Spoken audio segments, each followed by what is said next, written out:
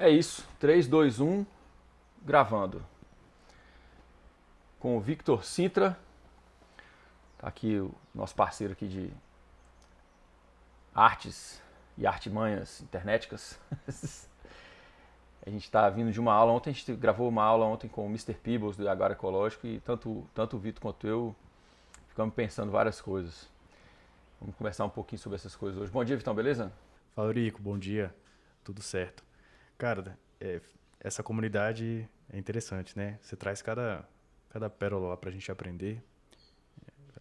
Assim, foi difícil dormir ontem à noite, porque são tantos insights que a gente tem e a gente começa a aplicar na nossa vida que foi difícil dormir. Muito bom, né? Eu fiquei comovido com a situação ontem, porque 85 anos, planejando toda uma propriedade rural, planejando sucessão da propriedade rural, fazendo capacitação de familiares e funcionários. E aí, dos altos dos 85 anos, ele fala assim: planejamento é a capacidade de imaginar o futuro que a gente quer. Do caramba, né? Muito bom. Enfim, acabou sendo uma certa coincidência, porque essa gravação com ele ontem tá aqui no canal, viu, gente? Não perde não, inclusive clica no sininho já aí, se inscreve. A meta dos 10 mil pra esse ano aí, estamos quase lá, hein? Tá faltando só você que assiste e não clica. Mas a aula com ele não estava marcada, né? E a de hoje a gente já tinha agendado para fazer um bate-papo sobre as etapas de conversão da produção primária. Desculpa, eu quero expandir um pouco, né? Falar um pouco de coisas que também não são necessariamente da produção primária, mas foi muito boa a aula dele para o nosso encontro hoje, né? Ele falando do planejamento do sistema de produção do Iaguara, falando de como agregar valor. Foi uma aula realmente uma aula magna mesmo, né? É muito bacana esse lance do pessoal que... Eu me sinto muito apoiado, cara. É muito legal, assim. Tem muita gente que... Enfim, eu peço... Eu entro em contato, peço para a pessoa dar uma aula, peço para a pessoa trazer os conhecimentos para a gente, né? E as pessoas fazem assim, cara, com uma prontidão, com uma boa vontade. Eu me sinto muito amparado, cara. É muito bacana isso aí. Tem alguns amigos muito especiais aí no meio desse mundão doido.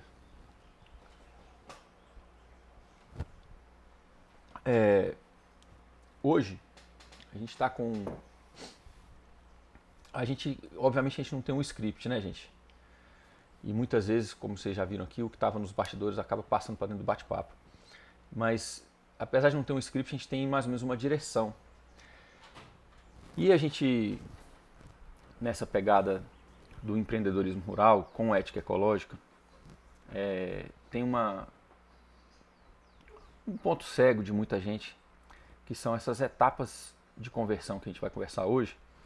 E eu quero, em cada uma dessas etapas, eu quero abrir um pouquinho a discussão e puxar o olhar de vocês, a imaginação de vocês para possibilidades. Eu quero lembrar também que eu falo muito da gente casar as nossas vocações com as aptidões do terreno. Nós não devemos forçar as nossas visões em um terreno. Nós devemos ouvir o terreno também, né? Tem um trecho muito bonito do Endelberg que fala sobre isso, que a gente precisa escutar a terra, né? E o Endelberg também tem uma outra questão que eu acho muito inspiradora, que é o fato da gente só conseguir realmente mudar as coisas a partir de uma relação de pertença territorial profunda. Eu acredito muito nisso. A pertença ao território nos ajuda a construir pontes com outras pessoas e nos ajudam a pensar a loucura mundial ancorados à saúde de um lugar. Requer pessoas que entendam, né, que a saúde delas está diretamente conectada à saúde do lugar. O Endelberg fala disso muito bem. E quando a gente fala aqui de produção primária, quando a gente fala aqui de empreendedorismo rural, eu na verdade estou falando da camada econômica, mas é a camada econômica que possa fixar pessoas no campo com esse amor, com essa ética ecológica, com essa pertença. Algumas pessoas, quando a gente começa a falar mais da dimensão econômica, pessoas do socioambiental, né? Elas ficam incomodadas. E esse incômodo, essa dificuldade de lidar com a camada econômica, já é um indicativo de que ela está com dificuldade de planejar isso. Já é um indicativo de que ela está vivendo um reducionismo. Nós precisamos, ao mesmo tempo, amparar a nossa vida social, afetiva, nossas relações familiares, nossas amizades, amparar nossa relação com o território, né, o amor que a gente tem pelo território, fazer ele melhorar. Mas a gente precisa de dinheiro para fazer tudo isso, né? A gente pode planejar uma vida que precisa de relativamente pouco dinheiro, mas no mundo atual é praticamente impossível a gente fazer isso sem dinheiro nenhum. Então, negligenciar essa camada deixa as pessoas numa situação de vulnerabilidade, dependentes de políticas públicas que não estão vindo, né? Você vê, o Planap saiu aí do Lula, menos de 1% do orçamento da produção primária total para a agroecologia, depois de fazer uma campanha inteira em cima da agroecologia. Além da dependência das políticas públicas, que nada mais é do que um voto de cabresto, né? As pessoas falam muito do voto de cabresto que tinha antigamente no Brasil, que os coronéis obrigavam as pessoas a votar, mas as pessoas que dependem de política pública da esquerda, elas também estão envolvidas no voto de cabresto. E aí tem um outro lado que é pior ainda do que o voto de cabresto, que é muita gente que está no rural hoje está completamente dependente de editoriais corporativos para a água, para o solo, para carbono. Quando você vai ver os editais, tem empresas como a Cargill, como a Syngenta por trás, né? A Bayer. Então esses editais, eles na verdade são maneiras muito baratas para essas empresas fazerem um mapeamento de todas as soluções, de todo o know-how, de todo mundo que está envolvido com produção ecológica no Brasil. E a pessoa, né, se fica ali quebrando cabeça para fazer projeto e às vezes com a mesma energia, com o mesmo tempo, fazendo um bom plano de negócio, um bom plano de promoção dos seus produtos e serviços, ela teria uma viabilidade sem essa dependência do voto de cabresto, né, de políticas públicas e dos editais, que na verdade são uma mineração de dados, né? Essas empresas estão minerando dados das pessoas. Para elas é um dinheiro muito pouco, é um trocado, todo mundo se inscreve, todo mundo bota os projetos, apenas alguns poucos recebem, mas elas têm os dados de todo mundo. Então, não planejar o econômico deixa a gente num estado de vulnerabilidade e dependência de poderes muito podres, né? Então, você que tem essa resistência aí, investigue o porquê que você tem ela, porque ela tá com certeza ela está te deixando incapacitado, te deixando vulnerável, né? Enfim, hoje vamos falar disso aí, das etapas de conversão, que é um ponto cego grande, né? Vamos lá. O que seriam essas conversões, Eurico, no meio rural ou na natureza? O que significa uma conversão? Esse conceito, ele está presente, né, nas literaturas que falam da produção primária, e ele é muito forte dentro do trabalho do Alan Savory. Também tem um vídeo com ele aqui no canal, viu, gente? Fizemos uma aula com ele, magna, muito boa, falando de políticas públicas, falando de como usar os animais para prevenção de queimadas. Uma aula muito importante. Enfim, essa conversão na produção primária é aquele infográfico, né, da produção primária, coloca lá. Só que no nosso caso, hoje em dia, começa meio torto, porque eles começam pelos insumos, né? Aí tem os insumos, aí depois você tem a conversão de recursos, a conversão de produtos e a comercialização. Então são 3 etapas, né? De novo, conversão de recursos, conversão de produtos e comercialização. Nessa conversão de recursos, a gente basicamente está falando de transformar água, carbono, nitrogênio, enfim, né? A gente está falando de sol, de água e solo em produtos. Na natureza, isso entra na relação das cadeias tróficas. A cada estágio a gente tem um aproveitamento da energia solar que foi armazenada nas plantas e um desprendimento de energia, né? Aquela coisa da entropia também. E aí você tem ali, né, numa cadeia curta, você vai ter talvez, sei lá, vamos supor, você tem ali algumas gramíneas, algumas plantas, você tem ali um gafanhoto que come aquilo ali, seria, né, um primeiro estágio, depois da fotossíntese. Depois você tem um pássaro que vai comer o gafanhoto e depois talvez você tenha uma cobra ou uma ave de rapina que vai comer aquele outro pássaro, né? Então você tem uma cadeia trófica ali. Nessas conversões você tem um desprendimento de energia, né? A gente nunca consegue aproveitar 100% daquela primeira energia que foi criada na fotossíntese. E essa é uma tarefa que a gente tem, né? A natureza ela maximiza essa fotossíntese ao extremo. Todos os ambientes naturais, eles são tridimensionais, né? As plantas têm vários formatos de folha, várias disposições de galho, de ramificações, vários andares. E essa tridimensionalização, o objetivo principal dela é captar o máximo de luz solar possível, que é a energia gratuita que a gente tem.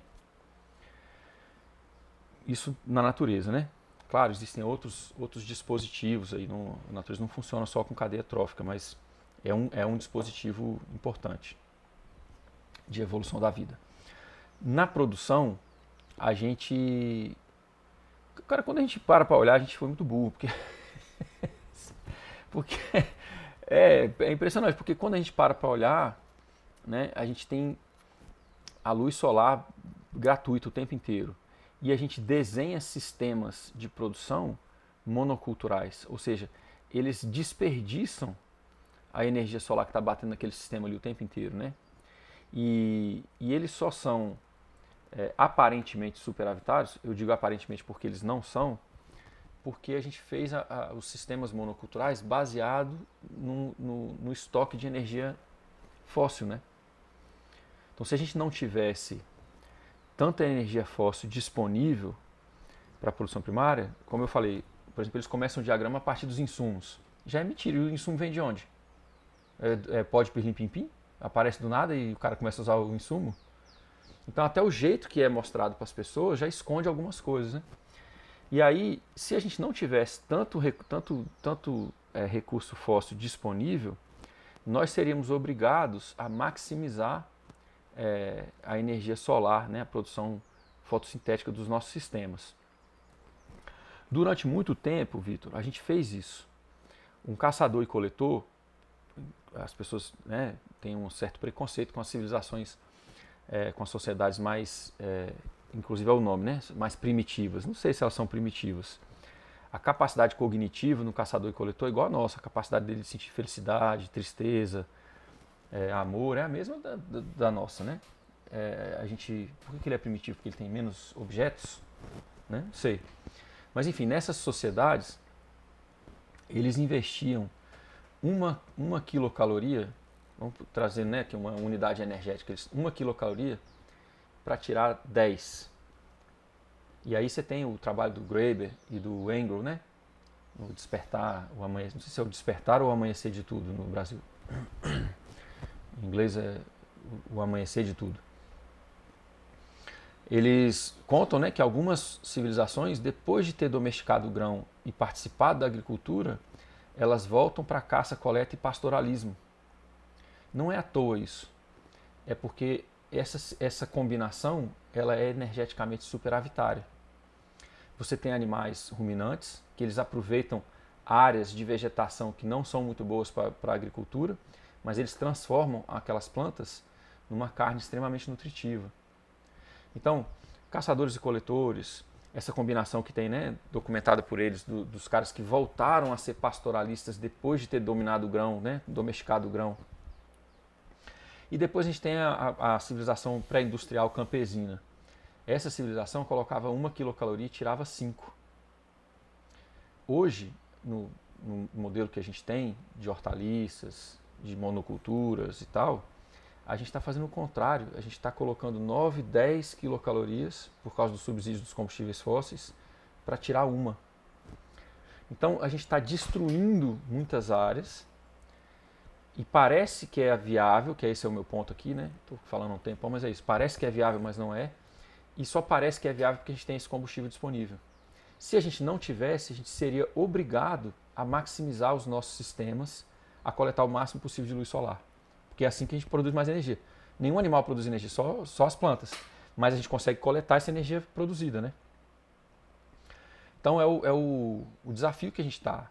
Por exemplo, no gerenciamento holístico, eu trabalhei com o pessoal na Austrália, o Hand, né, o Green Hand, ele trabalha com uma diversidade mínima de 70 espécies por pastagem. No Brasil os caras botam Tifton, bota um braquiara, bota um tipo de gramínea e diz que faz uma pecuária sustentável. Não é, quer dizer, a pastagem também tem que ter um monte de andares, um monte de tridimensionalidade, né? Tem que ter tudo isso. A gente não tem. Então a diferença basicamente é assim, a natureza ela maximiza capacidade de gerar vida. Então ela maximiza o aproveitamento do sol. E na produção primária, a gente teve o livre-arbítrio de ser burro. Então, as pessoas que querem se desenvolver economicamente com ética ecológica vão ter que funcionar pelo modelo natural.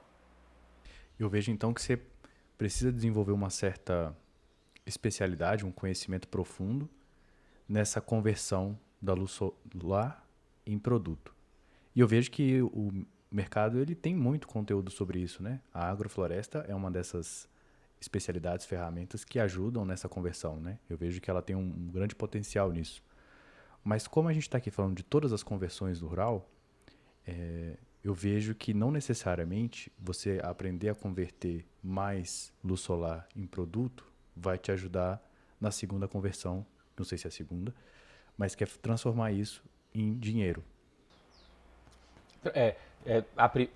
Recursos em produto, produto em comercialização, né? 3 etapas. É isso. Por exemplo, no Brasil, realmente, a gente tem a melhor tecnologia do mundo para sistemas florestais, né? As agroflorestas sucessionais, elas são maravilhosas, impressionante. O problema que a gente está tendo no Brasil é que as pessoas estão confundindo agrofloresta com ecologia.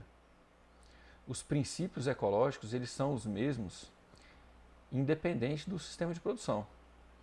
Uma pessoa que fez algumas auditorias energéticas, algumas pesquisas nesse sentido, foi o Miguel Altieri, né, da agroecologia. O Miguel Altieri tem uns trabalhos muito bons. Ele mostra, por exemplo, como sistemas agroecológicos adotados pela via campesina são energeticamente superavitários. E eles não são necessariamente agrofloresta. Então, vamos lá. Nessa primeira conversão, que é uma conversão de recursos, né, o que a gente tem é o que a natureza desenvolveu por muito tempo. Eu falei um pouquinho das cadeias tróficas.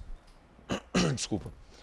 Uma outra maneira que a natureza desenvolveu foram os 4 processos ecossistêmicos. A gente falou muito do fluxo solar energético, né? Mas junto com o fluxo solar energético, a gente tem, por exemplo, a decomposição biológica da matéria orgânica no chão. Na floresta é a serrapilheira, nos lugares de savana e pradaria é a palhada. A gente tem o ciclo hidrológico, o macrociclo e o microciclo. Cada biorregião tem um microciclo hidrológico também.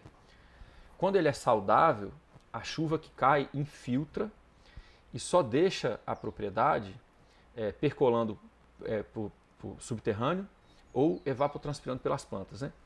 Quanto mais saudável é o ciclo hidrológico, o microciclo hidrológico, menos água você tem escorrendo na propriedade quando chove. Então a gente tem um domínio sobre o ciclo hidrológico que a gente também não está usando. Quando você passa pelas fazendas do agro, por exemplo, eles estão exportando, né? O negócio deles é exportar. É exportar solo debaixo da cerca que vai para o vizinho de baixo.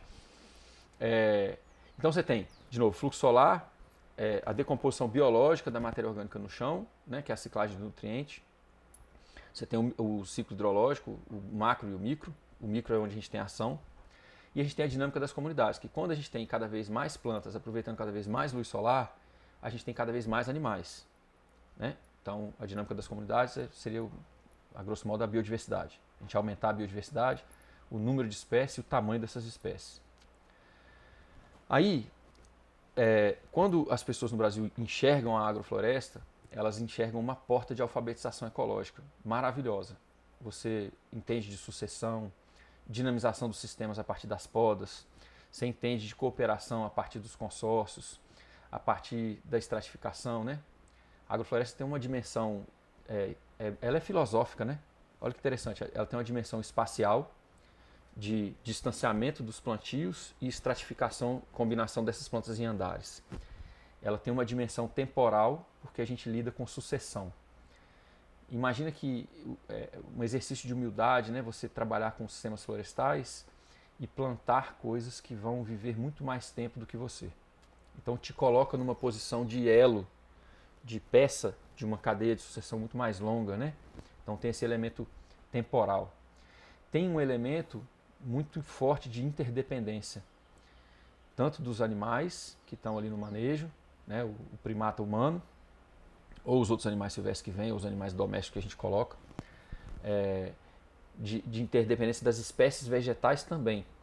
Uma espécie de sol pleno, ela funciona quando tem ali abaixo dela alguns andares, outras plantas, funciona quando tem uma emergente acima dela. Então todas essas plantas, todas essas espécies, elas funcionam melhor quando elas estão juntas. Então tem aí uma camada de interdependência. E tem uma camada de dinamização do sistema, por meio das podas, da seleção, dos plantios, né? E isso coloca a gente numa posição de dinamizador do sistema. Então são camadas filosóficas, né? Tem uma autora australiana, ela chama Christine Jones. Eu já falei dela aqui algumas vezes. E ela tem um trabalho maravilhoso e ela mostra que, independente de ser savana, pradaria ou floresta, quando a gente planta pelo menos 4 famílias e pelo menos 13 espécies, a gente tem uma ativação da biologia do solo. Então tem um quórum mínimo, né? Uma quantidade mínima de famílias de plantas e de espécies de plantas para que o solo seja ativado. Não é necessariamente sobre insumo, não é necessariamente sobre biodisponibilidade. Quer dizer, o solo reconhece que ele precisa se ativar e melhorar quando você tem uma densidade maior de plantas. A agrofloresta trabalha isso também. Só que no Brasil a gente ficou com isso tudo como se só a agrofloresta fizesse essas coisas, né? A horta agroecológica também faz, a roça bem feita também faz, as pastagens bem feitas também fazem. Esses 4 processos ecossistêmicos eles estão presentes em tudo, não é só no sistema florestal. Mas aí você tocou num negócio interessante, que a agrofloresta ela aproveita muito essa conversão de recursos, né? Ela maximiza o ciclo hidrológico, ela maximiza o fluxo solar, ela maximiza a ciclagem de nutrientes, né? Com a questão da poda e cobertura de solo, e a questão da dinâmica das comunidades, porque são muitas espécies, tem um macacão ali trabalhando ali, né? Um primata sapiens sapiens, e as pessoas falam assim, na minha agrofloresta não vai ter animal. Vai sim, tem sempre um primata trabalhando ali. Espero que ele esteja sendo bem pago, viu? Então, tem ali, né, todas essas questões ali.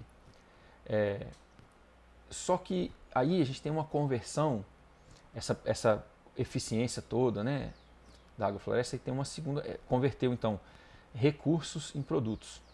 Aí quais seriam esses produtos? Abacaxi, mamão, limão, manga, né? Vamos partir para um pomar ao invés da horta-floresta, vamos direto para o sistema florestal mais perene, né? Então você teria esses produtos, você tem conversão de recursos, que são, né, fluxo solar energético e tal, água, e aí você transformou isso em produtos. Manga, abacate, mamão, enfim. Só que essa parte a gente pegou muito bem. A maioria das pessoas que faz algum curso de agrofloresta, ou às vezes faz 2, 3 e tal, e começa a produzir, essa parte fica muito bem feita. Aí, qual que é o problema? É que existe uma terceira conversão, que é desses produtos em comercialização. Ou seja, você transformar produto em dinheiro. E é aí que a galera está se batendo. Só voltar um ponto antes da gente ir para a conversão, que eu acho que vale a pena falar, que é a etapa de produto. Eu acho que existe duas, que aí vem a parte de métricas e indicadores que você precisa avaliar para, né, chegar nos objetivos que você tem, para o seu contexto holístico e a renda que você quer ter a partir dos empreendimentos que você tem na sua propriedade. E quando você está convertendo em produto, tem eu vejo 2 variáveis que você pode aumentar. Volume, quantidade de produtos que você gera a partir daquele cultivo, manejo, e qualidade desse produto em relação a esse volume. Eu vejo que muita gente pode até aumentar o volume dessa produção ou diversidade dele, mas não necessariamente a qualidade acompanha esse volume de produtos. E eu acho importante ter métricas e indicadores também para a qualidade do produto, porque isso vai influenciar nessa próxima etapa que você está falando. E é muito pertinente isso, Vitor. Mas eu vou fechar a etapa e vou voltar nisso que você falou. Então, o gargalo para a maioria das pessoas está na comercialização. E aí tem algumas coisas que a gente tem feito no Brasil. Isso é feito, quem produz hortaliça, horta-floresta, está em vários sistemas de produção, né? Não é exclusivo de quem começa o plantio agroflorestal, não. é comum dessa questão no campo, principalmente para as pequenas e médias propriedades, que é o quê? A pessoa faz tudo isso e aí chega na comercialização, ela tem uma dificuldade de comercializar, ela tem uma dificuldade de precificar, e aí ela fica com um sistema que não foi muito bem planejado, tentando fazer ele dar certo lá na comercialização. Muita gente, quando eu presto consultoria, na verdade está jogando produto fora. As pessoas estão entregando para vizinho, estão compostando hortaliça, estão jogando fruta para vaca, jogando fruta para galinha, para porco, porque não consegue vender. Então, os sistemas que funcionam pelos princípios naturais, eles se tornam abundantes. Mas essa abundância, se ela não é planejada para ter essa conversão da comercialização, ela vira trabalho extra, porque ninguém gosta de ver comida estragando. Então, todo produtor rural, quando tem excedente, ele começa a gastar gasolina para entregar para os outros de graça, ele começa a jogar fora, dá para a galinha, dá para o porco, dá para a vaca, como eu falei. Só que isso gera tarefa dentro da propriedade. O cara está tendo que fazer isso, ao invés de estar planejando, enfim, né, trabalhando para criar recursos para viver melhor. Então, o que você colocou, na verdade, tem um problema que antecede esse desafio que você colocou, que é o seguinte: antes da gente ter sistemas de produção, a gente deveria fazer uma investigação de quais sistemas de produção bancam a vida que eu quero levar. Essa é a inversão do gerenciamento holístico. Eu não sou agroflorestor, eu não sou horticultor, eu não sou pecuarista. Eu sou uma pessoa complexa, com várias características, e as coisas que eu faço vêm para bancar a minha vida. Eu tenho uma vida boa com a minha companheira, eu tenho uma boa relação com os meus filhos, para os meus filhos terem prazer de ficar na propriedade, eu ter sucessão familiar. Isso não se faz espremendo um sistema de produção. Isso se faz antes. E aí cai no que você falou. Poxa, uma coisa é eu vender 1 tonelada de manga. Outra coisa é eu pegar 1 tonelada de manga, desidratar ela em pequenas fatias, fazer um desidratador solar e vender a grama da manga a R$70. Então, eu posso vender in natura, mas para eu vender manga in natura, eu tenho que ter uma escala. Normalmente a gente chama de fruta de caixaria, né? Eu tenho que ter uma escala. E aí eu vou competir com grandes produtores. E aí aquela história de para caçar um monstro você precisa virar um, né? Aí você acaba entrando usando veneno, usando outras coisas. Eu vivi isso na minha família, cara. Quando o meu avô teve o problema com as cabras, meu avô foi o primeiro produtor de queijo de cabra de Brasília. Quando teve o problema, que não sei se vocês já ouviram aqui essa história, mas eu vou bem resumidamente, meu avô dava um pouco de milho junto com o capim da capineira para tirar o leite das cabras, né? Então de manhã tinha um pouquinho de ração para as cabras. E ele comprava um milho. Esse milho vinha de um produtor local que passava para um agropecuário local e tal.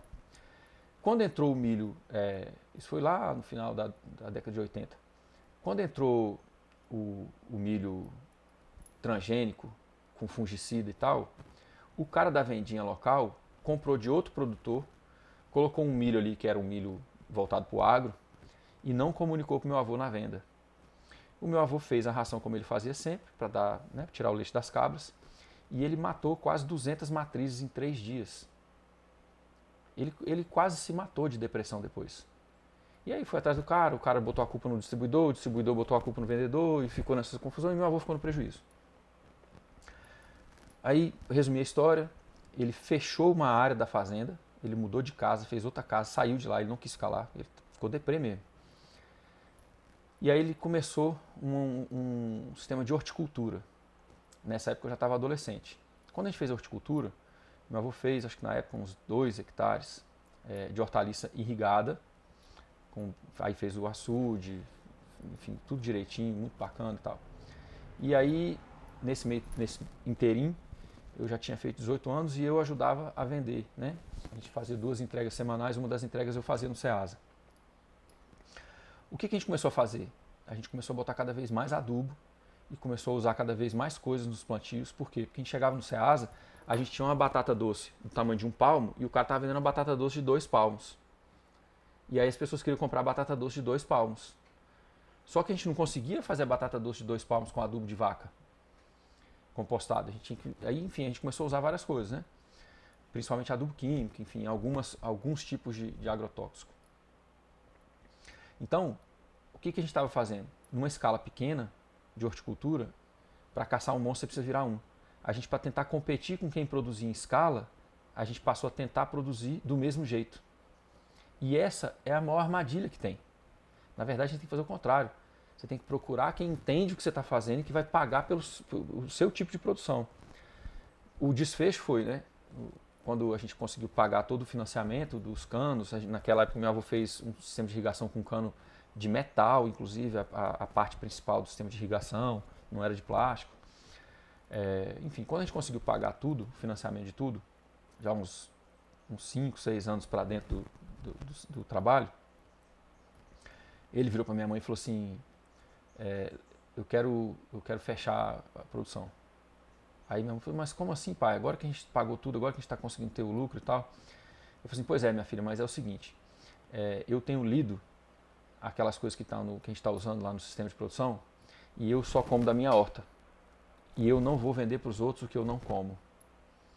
E essa ética do meu avô é o que falta na grande parte do produtor rural brasileiro hoje. Porque grande parte da agricultura familiar também usa veneno, também usa adubo químico. E muita gente faz exatamente o que meu avô fez, começou a fazer. Ele planta um para comer e outro para vender. E é uma falta de ética, né? Então a gente fechou a hortaliça nesse momento. E aí foi assim, meio que a aposentadoria do meu avô foi isso, ele já estava com 72, eu acho. Enfim, história familiar para dizer isso, né? Se você tem uma fruta de caixaria, você vai ter que vender junto com produtores que têm vários hectares de produção. Aí cai no que você estava falando, que é o seguinte, como que eu agrego valor na conversão de produtos? E isso tem que ser planejado antes. Você planta um sistema florestal diversificado e depois você vai atrás de beneficiar produto, você está correndo atrás de uma decisão não consciente de ter plantado um sistema florestal o mais diversificado possível e agora você está tentando agregar valor para tentar chegar numa renda que te dá uma vida razoável. O pensamento de gerenciamento turístico é o contrário. Primeiro, vou fazer um sistema florestal? É uma decisão. Por quê? Vou fazer porque no meu ambiente dá bem, a minha propriedade tem um aspecto solar bom, tem um solo bom, eu posso, enfim, combina com um projeto de reflorestamento da área, etc. Então tá, essa decisão passou, ela combina. Mas a parte econômica dessa decisão passa, aí vem a questão. Quantos hectares eu preciso, produzindo o quê, beneficiando como, comercializando como, para manter a vida que eu quero? Essa parte ninguém faz. E essa parte é onde está o erro. Então, vou fazer um sistema florestal. Tá bom. O que você vai produzir nele? O sistema florestal ele é diversificado por natureza. Eu posso ter um café no extrato baixo, aqui no sul eu posso ter mirtilo, eu posso ter alguns cítricos no extrato médio, posso ter, sei lá, manga e abacate no extrato alto, posso ter madeiras no emergente, ou posso ter a pecan, que é um emergente. Enfim, posso fazer várias combinações. Só que cada andar desse da floresta vira uma espécie de empresa. Eu tenho uma empresa do café, eu tenho uma empresa da manga, eu tenho uma empresa da madeira, e eu tenho que ter um plano de negócio para todas essas. A manga vai começar a dar bem com 3, 4 anos. O mirtilo com 2 anos. Os cítricos com 2 anos mais ou menos. Então, quanto de cítricos eu preciso vender para criar uma renda boa? Quanto de mirtilo? Quanto de trabalho dá isso? Quantas horas de trabalho dia por pessoa? Aí você vai vendo que os pequenos sistemas, eles não têm viabilidade econômica. Porque é muito trabalho para vender in natura, que é o que você estava falando. Eu consigo, num cenário, por exemplo, não quero beneficiar desse jeito que você está falando, não quero investir em equipamentos que beneficiem esse produto primário. Mas eu quero melhorar na minha etapa de conversão de qualidade, né? Como o Mr. Peebles, na aula que vocês podem ver aqui no canal, falou ontem sobre densidade nutricional. Então eu vou procurar criar o melhor tomate que qualquer chefe da minha região, dos restaurantes mais caros, já viu. E aí eu consigo assim, talvez numa escala menor, conseguir vender menos, mas num preço muito maior do que a média do mercado. Teria como eu seguir esse caminho? Então, vê que você, pela necessidade de agregar valor, você acabou chegando na comercialização. você tem que desenvolver uma relação diferente na comercialização, né? Então, ontem o Mr. Peebles falou para a gente, né? Ele desenvolveu uma fórmula do valor. Como você aumenta o valor de um produto? O valor de um produto, aí ele fala assim, a fórmula é V é igual Eco ao cubo mais BP mais DN. Então o que é isso aí? O valor é igual a dimensão ecológica ao cubo. O que é essa dimensão ecológica? Ela é o habitat da produção, né? o terroir, as relações sociais, né? Das pessoas e a economia local. Então, eco ao cubo. Mais BP. BP são boas práticas. Boas práticas, eu diria práticas específicas de cada contexto, mas ele falou boas práticas. Então, boas práticas para cada propriedade vai mudar. E densidade nutricional. A densidade nutricional, a gente ainda não tem muitos laboratórios no Brasil que façam essa análise. A gente pode fazer com refractômetro, né, o Brix, tirar o Brix, e a gente pode mandar para uma análise. Aí você chegou na comercialização. Por quê? Eu preciso conseguir contar essa história desse produto para conseguir o maior valor possível desse produto in natura. Então, Não eu só não a estou comercialização. vendendo um tomate. Eu pensei justamente no sabor do que eu estou produzindo. Aquilo que um chefe consegue distinguir simplesmente experimentando. Então, eu não só vou trabalhar a parte da história, mas como preciso trabalhar no produto em si, né? Que você falou da parte das boas práticas, que devem influenciar num produto mais saboroso, nutritivo, enfim. Eu penso antes da comercialização o produto em si. Eu preciso ter um produto de primeira. Perfeito. Perfeito. Pode ser, por exemplo, pode ser um óleo de canabidiol, pode ser um café, pode ser um tomate. Mas assim, é o melhor tomate, é o melhor óleo, é o melhor café. Aí, como é que a gente, de novo, aí você tá, olha como é que tem a ver, o solo vai ter que estar muito saudável, as plantas vão ter que estar dentro do seu extrato específico para elas funcionarem melhor, as relações Respeitando, né, a todas, né? sucessão que você fala do sítio, porque às vezes eu quero um negócio que o sítio não suporta nesse momento de sucessão ecológica dele. Eu lembro que você já comentou aqui num dos episódios da jornada. Eu quero plantar uva para fazer vinho. É super exigente, né? E eu, por exemplo, não penso em fazer isso no primeiro ano. Eu penso em preparar muito o solo no primeiro e no segundo ano. E isso leva um tempo, porque a uva vai levar 4 anos. Então eu vou levar 6 anos para começar a produzir, porque uns 1 ou 2 anos para preparar o lugar. Por quê? Porque se eu chego ali e coloco aquela planta de cara, por mais adubo que eu coloque, a sucessão do sítio não tá para ela. Ela vai ser atacada por praga. Que é o que a galera faz. Por exemplo, começa um sistema florestal numa área que está muito degradada, já plantando as frutas de enxertia no primeiro ano. Com certeza vai dar fruto, vai dar formiga cortadeira. Aí todo mundo fica, Eurico, como é que eu resolvo a formiga cortadeira? Eu não falo isso, mas a vontade de falar é assim, meu amigo, você botou a planta no lugar errado, no tempo errado, do jeito errado, e agora você vai ter que conviver com a cortadeira até o lugar melhorar o solo. Porque na verdade é isso. Você consegue deter elas um pouco, consegue mudar elas de lugar um pouco, consegue. Tem algumas coisas que a gente pode fazer. Mas é igual a pessoa que está aqui, ó. A pessoa não bebe água, porque bebe café demais. E aí fica tomando Novalgina para dor de cabeça em vez de tomar água. Essa é a história da formiga cortadeira. Tem como lidar com ela? Tem, mas você vai estar lidando com um sintoma. Qual que é a causa? A causa é um estágio de sucessão do solo que está degradado. Quando você resolver o solo, a formiga cortadeira vai embora. Automaticamente. Só que em alguns lugares isso vai levar 2 anos. Em alguns lugares pode levar até mais. Então, isso que você falou é muito importante. Porque assim, ó, nesse estágio de conversão de recursos em produtos, a gente tem que ter uma paixão pelo negócio. A gente tem que ter um tesão de trabalhar com aquilo. Porque assim, ó, eu vou fazer o melhor canabidiol possível. Eu vou fazer o tomate, por exemplo, o tomate quando ele ficar muito, muito bom, ele tem que estar perto do restaurante, para você ter uma noção. Porque o tomate bom, saboroso, ele não aguenta transporte. O tomate mais nutritivo e mais saboroso, ele é aquele que foi desenvolvido naturalmente, né, por seleção de sementes e tal, de jardineiros e jardineiras muito competentes ao longo de muitas gerações, para você colher ele e comer na hora. O tomate do mercado, ele foi selecionado para aguentar muito tempo de transporte e muito tempo de prateleira. Ele é um isopor, cara, é horrível.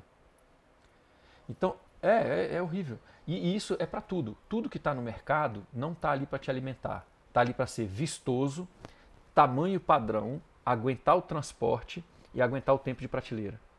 Se nós tivéssemos métricas e indicadores, você fez essa pergunta perguntando de métricas e indicadores. Se nós tivéssemos métricas e indicadores de densidade nutricional, o tempo de prateleira dos produtos seria muito menor. Em alguns casos, produtos nutritivos têm um tempo de prateleira maior, mas eles não têm a praticidade de transporte. Por exemplo, de novo, produtos in natura, estou fazendo conversão de recursos em produto. Poxa, eu posso ter frutas silvestres, elas são caríssimas. O mirtilo, a framboesa, o morango, a amora. Por que são frutas consideradas frutas luxuosas, frutas, né, caras? Porque elas são altamente perecíveis, então você tem que entregar elas muito rápido, né? E elas têm valor. De novo, se a sua propriedade é pequena, tanto nos produtos in natura quanto no beneficiamento dos produtos, você tem que pensar no maior valor agregado possível, porque a sua área já é menor. Eu também lido com isso o tempo inteiro. A pessoa tem uma propriedade pequenininha e quer fazer um sistema florestal. Olha a armadilha, o sistema florestal ele é por natureza diversificado. Se a sua propriedade é pequena, você tem que ter o máximo de valor agregado possível em cada produto do seu sistema florestal para que aquele manejo, que é trabalhoso, né, leva tempo, para que aquilo ali seja bem pago. Então, é possível fazer isso que você falou. O BRICS, a análise laboratorial de densidade nutricional, né? Então, a fórmula que o Mr. Peebles compartilhou de novo é uma fórmula interessante. Olha só, você tem que ter uma preocupação com o habitat, ou seja, o terroir todo, solo, clima, água, tudo, com as pessoas, a cultura de trabalho, funcionários, pessoas envolvidas na produção, a economia local. Isso tem que ser somado com boas práticas e densidade nutricional. Só que a gente precisa conseguir comprovar tudo isso. Porque um dos grandes saltos, Vitor, um dos grandes saltos para a gente fazer essa viabilização do produto in natura, eu estou seguindo o seu raciocínio do produto in natura, é a venda direta. Se você for pegar esse melhor tomate, esse melhor canabidiol, esse melhor café e for vender para um atravessador, você já se lascou. Você tem que fazer uma venda direta. Quando você fala de análise laboratorial, de métricas e indicadores, tem um indicador que não é uma métrica, não é uma análise científica, não passa por um método, mas é um indicador, e quanto mais indicadores você tem disso aqui, ele passa a ser uma métrica, que é, por exemplo, você levar o seu produto a um chefe reconhecido e coletar dele o depoimento, o testemunho de que o produto tem tal, aí vai a descrição da pessoa. Cada chefe, cada pessoa, cada cliente que consumiu o seu produto tem a capacidade de fornecer um feedback sobre aquilo ali, e aquilo ali é um indicador. Então, quando você tem um volume de feedbacks e indicadores, que seu produto, vou colocar aqui numa métrica de 0 a 5, tem uma pontuação maior que 4, você passa até aquilo ali como uma validação, um testemunho, como se fosse uma análise de laboratório do seu produto de outras pessoas. Isso vai gerar identificação, isso no marketing digital, na psicologia, a gente fala que a prova, um depoimento é uma prova e vários depoimentos, vários feedbacks desse se tornam uma prova social. E aí você gera um efeito, que é o efeito do café cheio e o café vazio. Por exemplo, uma cafeteria lotada, com uma fila de pessoas, e uma cafeteria vazia. Se você está viajando e vai experimentar uma cafeteria, intuitivamente você vai naquela que tem maior quantidade de pessoas, porque você, por uma questão de prova social, cada pessoa é uma prova e aquela fila é uma prova social, é induzido a acreditar que aquele café é melhor do que o café que está vazio. E tem um lance interessante nisso aí, né? Porque antes de você conseguir essa prova, na verdade a gente está falando de por exemplo, um depoimento, né? Ou uma validação de um chefe, é uma coisa subjetiva, né? Porque é o paladar daquela pessoa, que é uma pessoa que tem, né, que trabalha com gastronomia, trabalha com sabor, com nutrição e tal, validando o seu produto. Essa validação ela é interessante porque no campo isso às vezes vai ter algumas iterações. Essa coisa de dar uma amostra é uma coisa muito importante no campo. Algumas pessoas perderam isso, né? Você viu aquele cara que passa com um caminhão enchendo o saco com som alto, vendendo abacaxi, dando um pedaço de abacaxi para todo mundo? Não, é porque esses vendedores de rua, cara, eles têm umas coisas muito boas. Eles têm só que é isso, né? Tem umas coisas boas, tem outras que não são boas, mas essa parte é boa, que é o seguinte. A gente precisa dar essas amostras, mas é mais do que dar as amostras. É a gente conseguir o feedback. Então, quando eu consigo esse feedback, aí eu consigo ir lá atrás no meu sistema de produção e melhorar ele.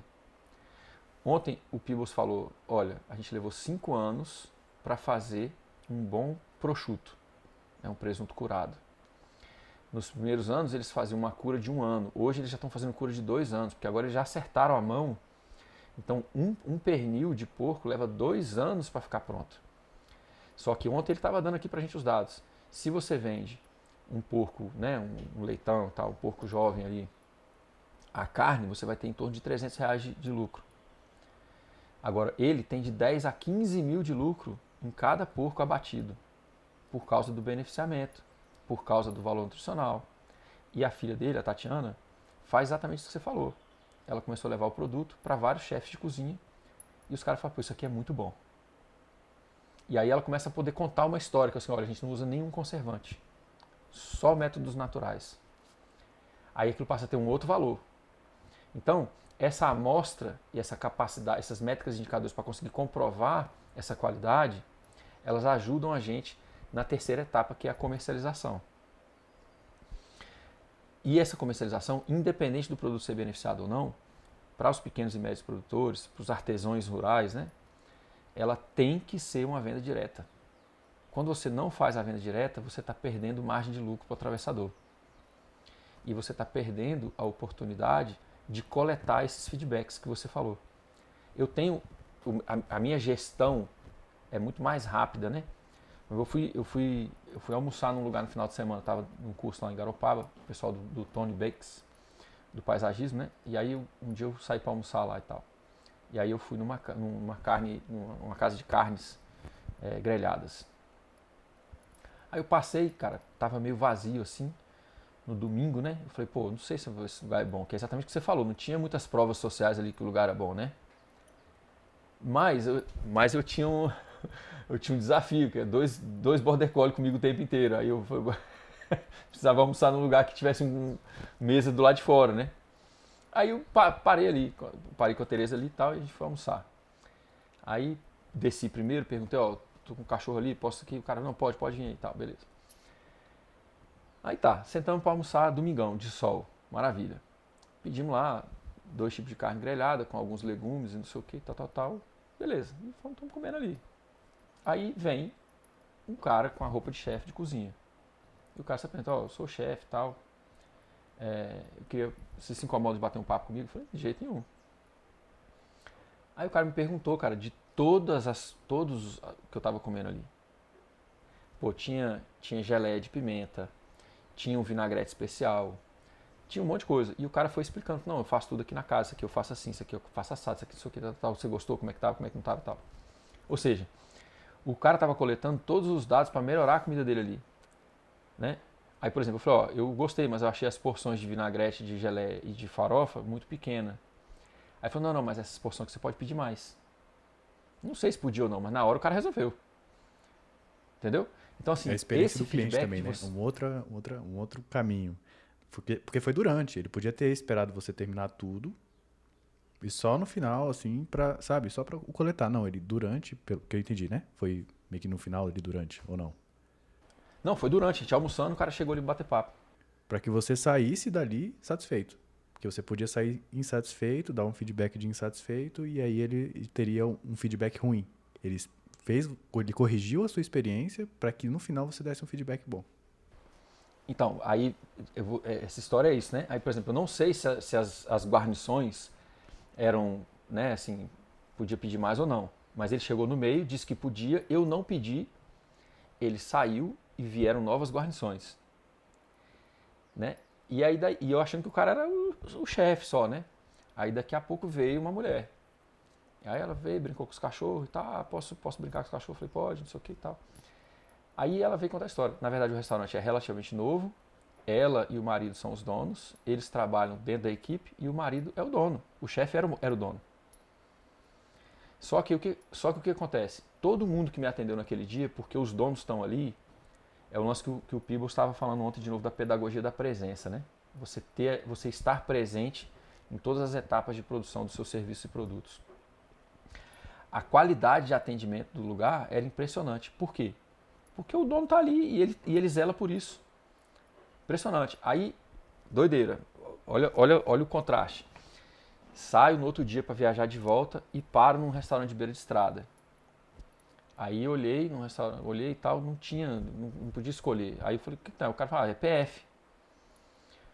Só que PF, velho, aí vem um monte de coisa frita, vem um monte de salada, umas coisas que eu não como, com agrotóxico, vem, né, aí eu olhei pra Teresa e falei assim, não, vamos procurar outro lugar. Sem ofender o cara, né?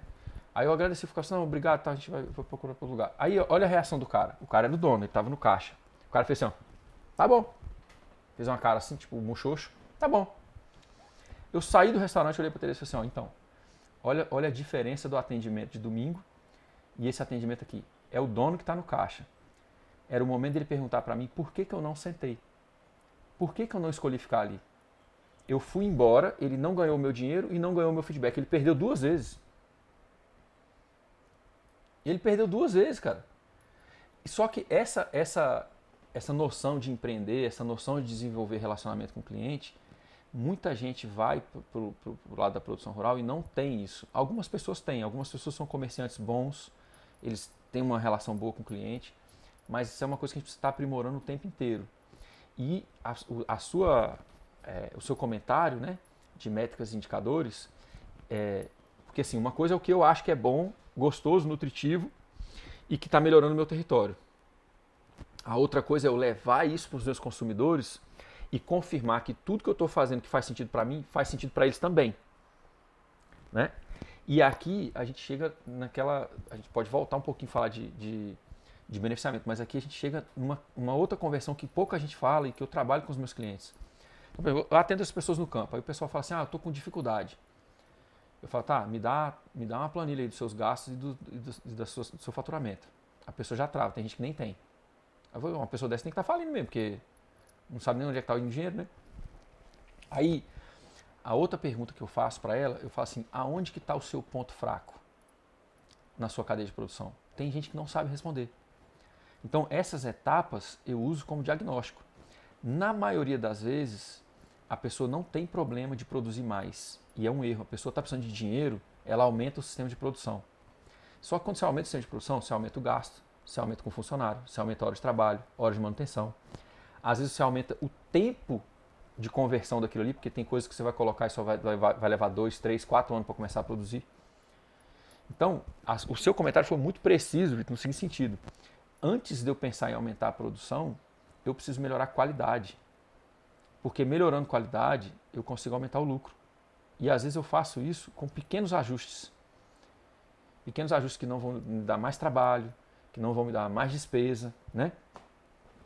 Mas do que a gente está falando cai para uma quarta conversão que pouca gente fala dela, que é você converter a comercialização em reputação. Cara, isso não tem preço. Eu conheço algumas pessoas que consomem o café do Iaguara. Eu não conheço nenhuma que não fala que é o melhor café que elas já tomaram na vida. Isso é reputação. O exemplo dos dois restaurantes também. Você trouxe, querendo ou não, aqui a reputação de cada um. E inconscientemente, as pessoas aqui, por exemplo, se forem passar pelos mesmos restaurantes que você passou, já sabem como vão escolher. Porque você já deu o feedback da reputação deles. Eu voltando em Garopaba, eu vou naquele restaurante de novo. Ó, me atenderam bem, atenderam bem meus cachorros, trouxeram até água para os cachorros. Perguntou como é que eu tava, o dono veio, a dona veio, né? Agora, olha a relação da Tatiana com os clientes. Ela vai nas delicatessens, ela vai nos restaurantes, ela viaja para São Paulo, leva amostras das geleias, do prosciutto, de todos os produtos da charcutaria, né? E as pessoas provam e falam assim, caramba, isso aqui é muito bom, eu quero. Então a gente tem que ter essa parte do relacionamento com a clientela e a gente tem que entender isso. A partir do momento que eu faço uma venda, eu tenho uma outra oportunidade, que é de aumentar a minha reputação. Por exemplo, as pessoas que passam pelo meu serviço normalmente indicam o meu serviço. Então, não é só sobre produção primária, é prestação de serviço também. Então, assim, eu faço um atendimento, resolvi um problema da pessoa de forma eficiente, econômica, elegante, resolvi ali o problema dela, seja de produção, de planejamento, desenho de área, seja lá o que for, resolvi. Ela fala, caramba, eu ia gastar muito mais se eu não tivesse trabalhado com ele. Naquele momento, não é só o que eu vendi, é a minha reputação. Ela me indica para outras pessoas. Isso não tem preço, cara, porque é o que você falou da prova social. Se eu, de novo o negócio do canal aqui, eu falo para as pessoas o tempo inteiro, falo, gente, assistiu um vídeo, gostou? Cara, recomenda ele, fala, assisti esse vídeo aqui, me fez pensar isso, foi muito bom, dá uma olhada aí. Quando você dá essa introdução para um produto ou para um serviço, estou dando um exemplo aqui do canal. Podia ser tomate, podia ser canabidiol, podia ser café. Quando aquele produto vem com uma recomendação de uma pessoa que você escuta, você tem uma probabilidade muito grande de querer provar aquele produto. Então, café do Peebles. Para mim é o melhor café que eu já tomei. Aí, o que acontece? Agora você já está querendo tomar o café de agora. A reputação dele é uma... a reputação dele e da Tatiana, do Juscelino, do pessoal todo lá, né? É parte da estratégia de marketing. Olha que interessante. A reputação é parte do marketing. Eu vejo que talvez as pessoas não investam tanto nessa quarta conversão porque elas vão no viés do faturamento. Então, vê aquilo que vai dar mais lucro, por exemplo, vou plantar cogumelo, ou vou fazer mel, ou vou fazer, sabe, coisas que dão muito dinheiro, mas que não tem a ver com as vocações da pessoa. Ela, às vezes, não tolera fazer aquilo de uma forma inconsciente. E, por exemplo, o cara lá do restaurante. Às vezes, ele não quer estar ali fazendo o que ele está fazendo daquele jeito. Só que ele não investigou dentro da complexidade dele, do contexto holístico dele, que é o que você traz no gestão, que é essa investigação, essa procura, essa estruturação dessas coisas que vão criar os empreendimentos que vão amparar a vida que você quer, porque não tem o interesse. Foi direto no foco financeiro, sendo que você pode avaliar as vocações e ver como é que você consegue trabalhar aquilo para que gere a renda que você precisa. Ao invés de focar só no que estão prometendo. O cogumelo dá 5 mil por mês, vou plantar cogumelo. Mas se você gosta de cogumelo, você sente uma conexão... você come. Você come quantos produtos por semana, quantas refeições por semana você faz com cogumelo? Né? É isso. Olha que doido, né? Isso é outra coisa também. Bom, peraí, vamos por partes. Primeiro, isso que você falou tem muito sentido para mim, porque assim, é um reducionismo. Tudo bem, a pessoa montou um empreendimento, é um empreendimento que tem ética ecológica e é lucrativo. Mas a pessoa não está na vocação dela. É um reducionismo. Mesmo dando certo, é um fracasso. Porque a pessoa não vai estar bem, cara. Né? E, de novo, a vocação das pessoas com as aptidões do terreno. Né? E aí, essa investigação. A gente não monta negócios. Nós temos empreendimentos rurais dentro de uma base territorial que é a nossa propriedade. Desculpa. Que devem vir para amparar o nosso viver. Como é que eu faço uma investigação disso? O Peebles vem, por exemplo, do sul dos Estados Unidos. É uma região onde a suinocultura é tradicional desde o começo da colonização americana. Então tem um histórico ali cultural. Né? Por exemplo, o Vinícius, da Faz do Bem Orgânicos, a gente vai gravar um papo daqui a um tempo, a seguir cenas do próximo capítulo. O Vinícius, ele tem o único queijo canastra orgânico do Brasil. Olha que interessante. Primeiro, queijo canastra é um queijo de denominação geográfica, só pode ser feito na Serra da Canastra. E aí tem, em algumas famílias, uma tradição de receita de como faz aquele queijo.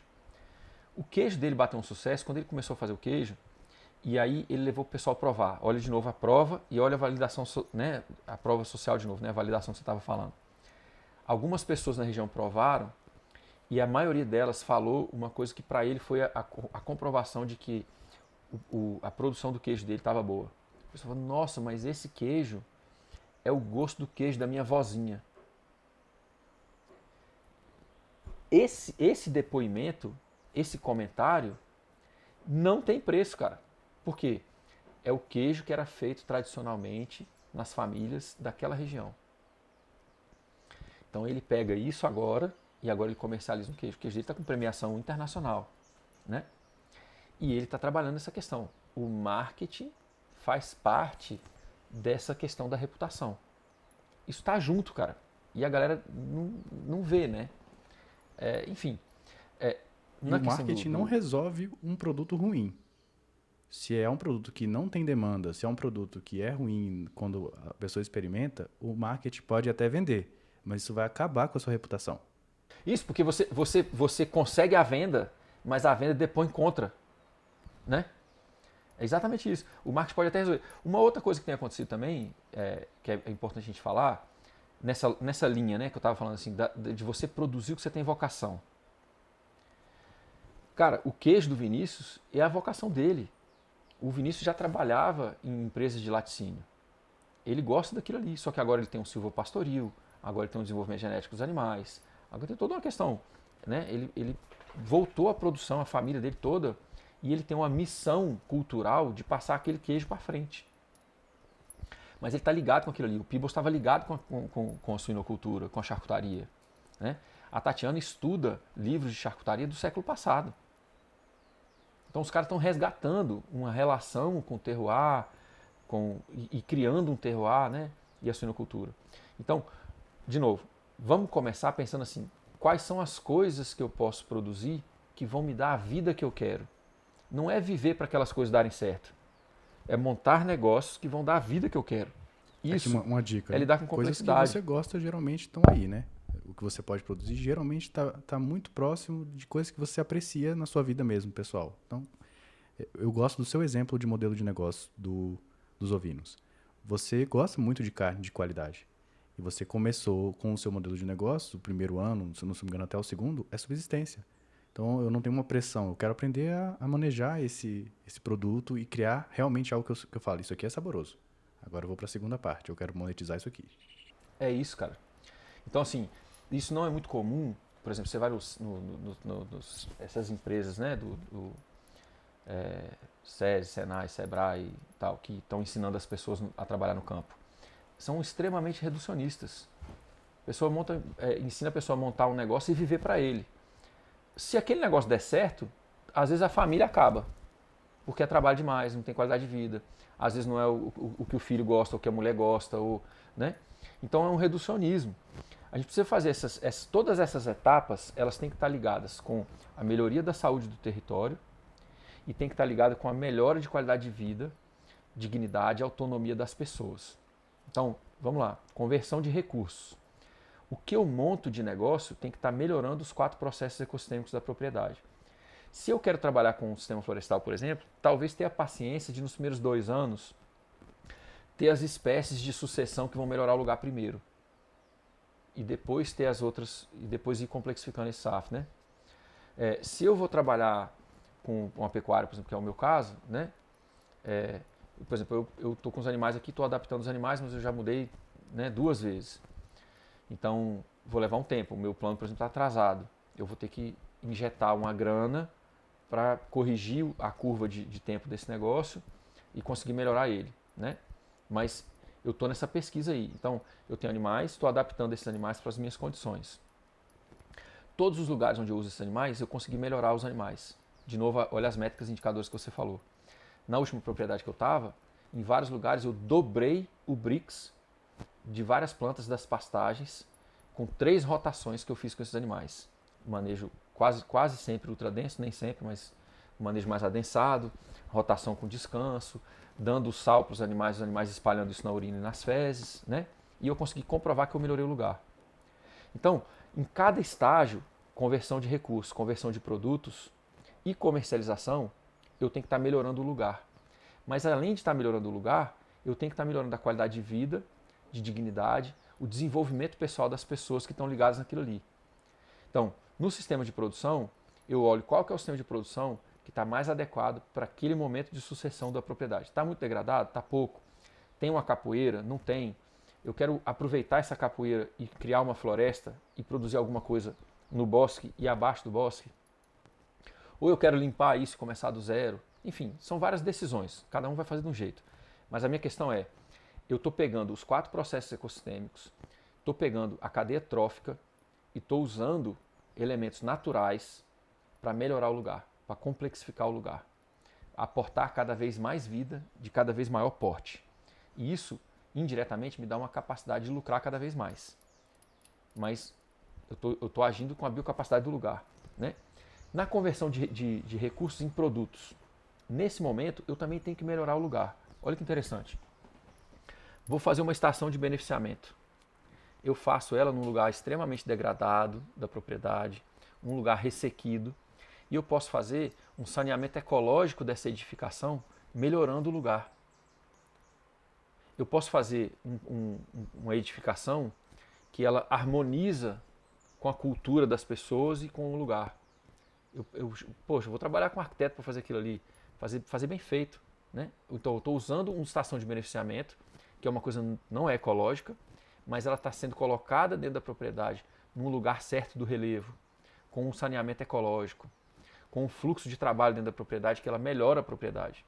Agora vamos passar para a comercialização. Como que a comercialização vai me ajudar a melhorar o lugar?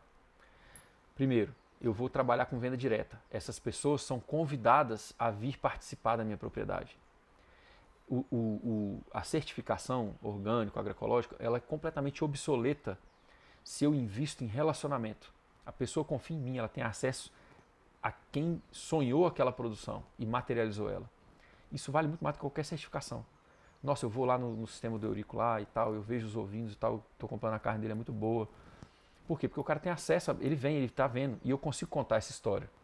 Então, aquele dinheiro daquela conversão e aquela reputação volta para a propriedade. Por exemplo, eu faço uma venda e o cara quer visitar a propriedade. Agora ele vai pagar para fazer um turismo rural. Esse turismo rural vai circular dentro da propriedade de novo, em todos os sentidos. O cultural, as pessoas que vêm, que trocam ideia, enriquecem a propriedade. As pessoas que vêm e trazem, injetam dinheiro ali dentro. E as pessoas que vêm e trazem outros clientes que vão comprar mais. Então, em todas as etapas, eu estou melhorando a propriedade. Agora, em todas as etapas, eu também tenho que estar melhorando a minha vida. Não adianta eu fazer tudo isso, não ter tempo com a companheira, não ter tempo com o filho, não ter tempo para descansar, não ter tempo para ler, não ter tempo para fazer gestão. Poxa, eu tenho que ter tempo para fazer a minha gestão enquanto eu estou com a cabeça boa, descansada, durante o dia. Eu tenho que ter 1, 2 horas do dia, 3 horas do dia, sonhando, projetando, analisando para melhorar a minha vida. Se eu estou o tempo inteiro trabalhando igual um doido e não consigo anotar nada, não consigo medir nada, não consigo... Por exemplo, métricas e indicadores. Poxa, eu posso olhar e falar assim, olha, eu tenho uma margem de lucro aqui ainda que eu não estou explorando. Né? Em vez de eu vender para delicatessen, a gente estava falando disso ontem com o Pibos também. Pô, ele vende o café para delicatessen, ele vende num preço, delicatessen vende o café dele a R$45. Ele falou, pô, eu tenho que vender direto para o cliente e vender a 40. Eu vou estar ganhando mais, o cliente vai estar pagando mais barato e eu vou estar fazendo uma venda direta. Né? Aí aquilo ali me traz mais tranquilidade. Né? Aí, por exemplo, no meu caso, vou dar um exemplo real aqui para vocês. Eu projeto os meus negócios para que eu tenha domínio do meu tempo. Eu consigo todo dia de manhã ou ler um pouco ou pegar o meu caderno de gestão. Todo dia eu tenho tempo para isso. Se eu não tiver tempo para isso, a minha precificação está errada. O que eu vendo de consultoria, o que eu vendo de curso e tudo que eu faço tem que bancar a vida que eu quero ter. Eu tenho que ter tempo para fazer gestão. Se eu não tenho tempo para fazer gestão, a minha precificação está errada, meu serviço está errado, meu produto está errado, está tudo errado. Então, nessas 4 conversões, a última que ninguém fala, que é de converter comercialização em reputação, eu tenho que estar melhorando o lugar e melhorando a qualidade de vida das pessoas envolvidas. Isso é gestão integral. Para fazer isso, volta no comentário seu do meio, que era do beneficiamento. Eu preciso avaliar aonde que está as minhas possíveis maiores margens de lucro. Eu não vou montar qualquer negócio, eu vou montar os negócios que me dão a melhor vida, melhorando a propriedade. Isso é planejado, isso é sonhado, isso é avaliado. E, sem esquecer que você sempre fala, todo mundo tem que montar um pouco do próprio alimento. Então, mesmo pensando nos empreendimentos, pense um pouco, porque o Pibos também falou isso ontem, né? Sobre autonomia e soberania alimentar, para você conseguir uma certificação específica. Não quero entrar no âmbito da certificação, quero entrar mais no âmbito do que ele construiu antes disso tudo, que é essa autonomia e soberania e, querendo ou não, uma resiliência alimentar. Acho que se focar nesse aspecto, levando em conta também essas outras vocações, você cria esse ambiente, como é que eu posso dizer, integral? Um ambiente mais integral. Então, tem intangíveis, né? Tem benefícios somados. Por exemplo, se você investe em produzir mais do seu próprio alimento, você descobre áreas de atuação. Dentro do que você faz, tem coisas que você consegue agregar mais valor, tem coisas que você vai agregar menos valor. Mas para ficar dentro lá do Iaguara, vou dar um exemplo da Tatiana, né? A Tatiana é uma chefe de cozinha de mão cheia, velho. Ela é muito talentosa. Então, o que ela faz? Ela anda pela propriedade e vê o que está em estação. O que está produzindo. Então, ela vai na horta, quais são os temperos, quais são as verduras, né? Quais são as frutas. Então, ela vai e inventa produtos com aquilo. A fruta, às vezes, vai ter um valor agregado baixo. Mas se ela pega aquela fruta, coloca com pimenta, coloca com temperos e tal, e faz uma geleia. Cara, e ela faz umas geleias de pimenta, cara, muito boas. Aí, de novo, agora aquela fruta tem um outro valor agregado. Só que aquelas frutas, aqueles temperos e aquilo ali, faz parte do dia a dia deles na cozinha. Faz parte da construção de autonomia deles. Eles têm a horta, eles têm o pomar.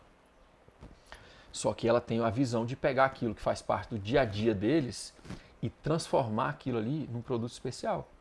Aí é o chefe. Mas é o que você falou, é a pessoa ter paixão por aquilo ali, ela quer entregar o melhor que ela consegue. Né? Ela pega tudo que tem ali naquela estação e cria pratos e cria produtos que são muito gostosos, muito bonitos e são únicos, porque vem da criatividade dela. Então ela está transformando a soberania alimentar deles, o pomar, a horta, a roça que eles têm, e agregando um produto e colocando eles no patamar da charcutaria e do café gourmet. São produtos que, se fossem vendidos in natura, não daria nada. Mas porque ela processa, eles têm um valor agregado altíssimo. Então é bem isso aí que você falou, sabe? Começa pelo que a gente gosta, explora aquilo, dentro daquilo vai ter algumas coisas que tem um poder maior de margem de lucro, de conversão, e a gente vai. E aqui, de novo, né, uma coisa importante de falar, tem o Tim Hutchins. Tim Hutchins é um produtor australiano que tem um doutorado em economia. O Tim Hutchins, o resumo do doutorado do Tim Hutchins é assim, ó, nas propriedades rurais, é a mitigação das perdas e dos gastos que está mais diretamente ligada com a viabilidade do que o aumento da capacidade de produção. Ele está dizendo mais ou menos o que eu falo nesses 4 estágios, né? Que é o seguinte, não adianta você aumentar muito a produção se você já não bateu num patamar de teto de margem de lucro. Então, você tem que primeiro aprender a cortar custo, primeiro aprender a lucrar o máximo possível com cada serviço ou produto, para depois aumentar a produção. Veja que a comercialização está implícita nisso que ele fala, né? Margem de lucro está implícito que você conseguiu comercializar. Então, é a partir da comercialização, da sua capacidade de comercialização, o feedback dos clientes, quero mais, aí você vai e aumenta a produção. A maioria do pessoal no campo faz o contrário, aumenta a produção e depois fica no gargalo da comercialização. A gente sabe produzir hortaliça boa, a gente sabe produzir fruta boa. A gente tem condição de fazer isso, a gente faz isso bem, cara. O problema está na comercialização, na venda direta, em comunicar esses valores, em aumentar, igual você falou, aumentar a densidade nutricional, o sabor, as peculiaridades do produto. É aí que está o segredo.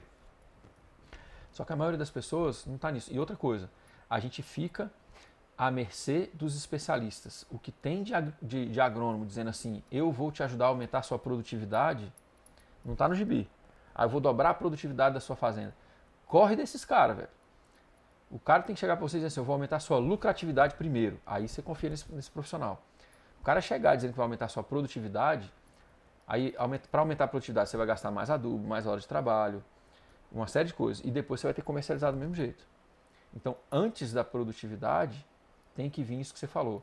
A ligação afetiva com o alimento, a ligação de autonomia com esse alimento, alguns que a gente vai conseguir agregar valor, criar relação com a clientela dá o feedback do aumento de produção. Aí a gente vai lá e aumenta a produção. Então, uma coisa que a gente não falou hoje aqui, mas aí agora cabe, é o teste seguro. Pô, você está pensando em produzir prosciutto? Beleza. Cara, não faz um lugar com várias baias, compra várias matrizes, não. Poxa, compra alguns, uns capão, né? Compra 2, 3 leitão capão ali, faz uma estrutura mínima.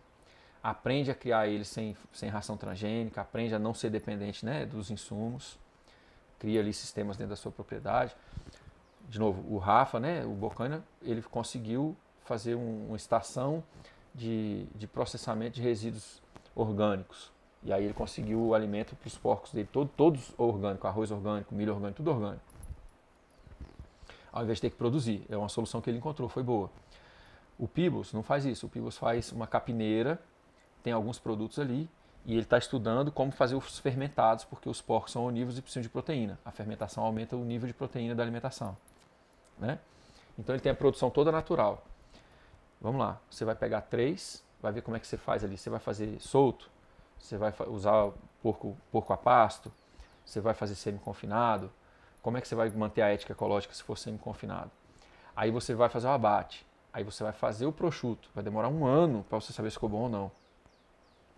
Aí você fez ali, de 3, você tem 6 pernis. Aí você testa uma receita para cada um. Vai demorar 1 ano para você provar aquilo e levar para outras pessoas para provarem aquilo. Provou, começou a funcionar? Então tá, agora você começa a aumentar a produção. As pessoas não, cara, querem montar um negócio, já pegar empréstimo e ficar preso com o banco, sem ter testado se aquilo combina na vida delas, sem ter testado se elas conseguem fazer um produto de excelência. Então o teste seguro, ele é extremamente importante. O meu teste seguro, eu quero fazer o prosciutto de ovinos. Primeiro eu vou fazer para mim. Eu quero fazer a panceta de ovinos, primeiro eu quero fazer para mim. Só que eu estou longe das condições ideais, né? Estou no sítio alugado, não estou no meu, então tem várias coisas que eu fico amarrado. Mas eu vou testando para mim. Eu já estou estudando, por exemplo, cura de carne, charcutaria. Por quê? Olha que interessante isso. A gente acha isso chique hoje. O que era a cura da carne e a charcutaria? A maneira de conservar alimento quando a gente não tinha geladeira. Vem de autonomia. Virou um produto de luxo, mas ele vem dos lugares onde a gente tinha que criar autonomia e não tinha geladeira. Carne salgada, charcutaria, né, linguiças e tal, curadas, defumadas. O presunto curado, que é o prosciutto. É uma maneira de você conservar a carne para os meses do ano onde você não tem o abatimento dos animais. Tá diretamente ligado com o que você falou. São produtos que hoje são considerados produtos mais luxuosos, que eles têm a ver com saúde e com conservação de alimento. De novo, fermentação. Queijo, alimentos fermentados, tudo isso é um jeito. O queijo é uma maneira de você conservar a abundância do leite para os meses do ano que você não tem o leite. Se você for buscar na história da culinária, os produtos que a gente dá muito valor, eles são altamente nutritivos e eles têm a ver com criação de autonomia e acesso ao alimento nutritivo durante os meses do ano que não tem tanta fartura. Pode ser o inverno, em alguns lugares muito frios, ou pode ser a seca em lugares semiáridos. E a gente está deixando de explorar isso. E é bonito pra caramba. Então é cultural, traz autonomia e pode trazer uma margem de lucro muito grande. E é assim que as pequenas e médias propriedades têm uma vantagem sobre o grande. O grande não tem como entregar um produto personalizado, detalhado igual você falou. O melhor tomate, o melhor canabidiol, o melhor café. Não tem. É tudo na escala. Perfeito, Eurico. Eu acho que a gente conversou bem sobre as etapas de conversão e agora a gente entra no próximo episódio num calcanhar de Aquiles que é o financeiro, né? Como é que a gente organiza esse financeiro? E aí deixamos um episódio só para essa parte de gerenciamento financeiro, que vai usar os princípios, né, que você traz aqui no seu trabalho. Obrigado, Eurico. Boa. Então eu que agradeço, cara. É isso. A seguir cenas do próximo capítulo, vamos falar um pouquinho de planejamento financeiro, né? De novo, eu estou mexido com a aula de ontem do Peebles, vou falar um pouquinho sobre as coisas que ele trouxe para a gente ontem, né? Nesse próximo episódio, mas vou ficar um pouco em cima do planejamento financeiro da maneira que o Alan Savory faz, né? É diferente da maioria das pessoas, tem algumas inversões, alguns cuidados que a gente precisa ter. E, enfim, basicamente a gente precisa conseguir treinar, pensar diferente essa dimensão econômica. Essas conversões trazem a gente para um contexto muito bom para a próxima aula, que é assim, quando eu falo de empreender, eu estou falando sempre de empreender com ética ecológica. Estou falando sempre de empreendimentos que melhoram o território, né? Bom deixar essas ressalvas, porque quando a gente começa a falar de dimensão econômica, tem muita gente que entra em sonância, né? Então, é importante a gente falar isso. Não chegamos ainda aos 10 mil, por favor, cliquem no sininho, se inscrevam, compartilhem, gente. Sabe? Manda o conteúdo para outras pessoas. Fala, pô, tô assistindo aqui a Jornada do Jardineiro, foi muito bacana e tal. Ontem eu fechei uma consultoria, ontem o cara entrou em contato comigo e eu achei muito legal. Ele falou assim, Eurico, eu assisti a Jornada do Jardineiro inteira, assisti todos os seus vídeos no seu canal. E aí olha que interessante, ele falou assim, nunca fiz nenhum curso seu, mas é impressionante o tanto que eu estou conseguindo fazer só de acompanhar o seu material. E aí ele falou assim, só que agora eu quero uma supervisão, porque agora eu estou fazendo planejamento, desenho, e eu queria ter a sua opinião de supervisão em cima do que eu estou projetando. Eu achei genial, porque com o canal do YouTube e as coisas todas que eu coloco na rede, o cara teve a condição de tocar o planejamento da propriedade dele. Então, esse é o grau de qualidade do produto que a gente está botando aqui para fora, né? Eu acho nem que seja um produto, eu acho que, enfim, que a gente fala conteúdo e tal, mas enfim, são conhecimentos, são práticas, né? São experiências que a gente está compartilhando e que são emancipadoras. Então, compartilhem, indiquem para outras pessoas. Tem gente que está conseguindo se virar só com o que tem aqui presente no canal. E isso, para mim, é um feedback muito positivo. Para algumas pessoas seria preocupante, né? Poxa, o cara está conseguindo fazer e eu não estou vendendo. Não. Para mim é positivo. O meu trabalho está aqui para melhorar a vida das pessoas. Uma pessoa ou outra vai precisar de ajuda, né? E vai chegar esse momento. Então, no caso dele, por exemplo, planejou todos os sistemas de produção, planejou todo o desenho da propriedade e agora ele está me contratando só para trocar uma ideia comigo para ver se for algum ponto cego. Então, é isso. A qualidade está aí, eu consigo ter o feedback dele que está melhorando para muita gente, mas eu gostaria muito de contar com a ajuda de vocês no compartilhamento. Leva isso para outras pessoas. Vai me ajudar, vai ajudar outras pessoas e é sobre a gente criar emancipação em um protagonismo coletivo. Clica aí que estamos precisando do sininho para o YouTube entender que esse conteúdo é importante para outras pessoas.